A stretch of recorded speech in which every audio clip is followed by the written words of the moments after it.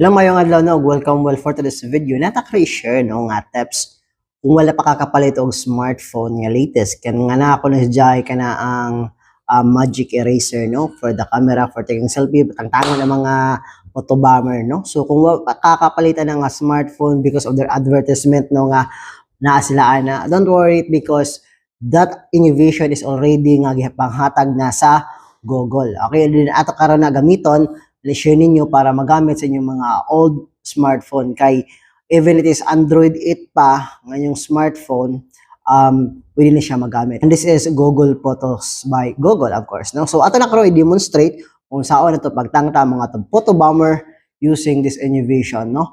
And of course it is AI no. So let's go.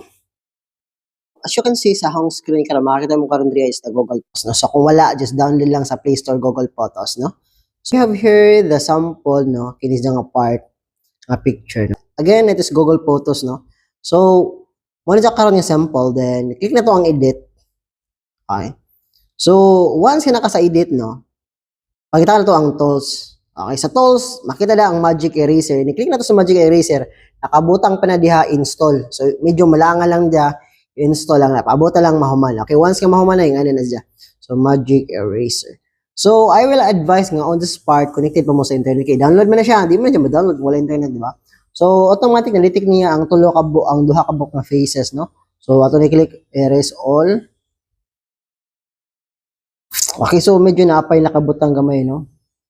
So, ato na diyang ilikong.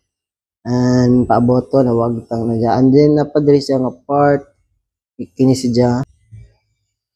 Okay?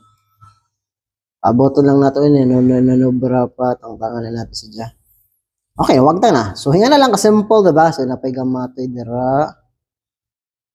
Okay na wag ta na. Okay, so simple lang kayo no. Just simple lang. So di na kakinahanglan new phone no. Just simple using the Google Photos. Install the tools, click tools and install Magic Eraser and that's it. Of course, save na nato done. And then save copy. And of course, that's it. Simple lang kayo, no? So, without buying new phone for this feature, dali na kayo. Okay? Peace out. Whew.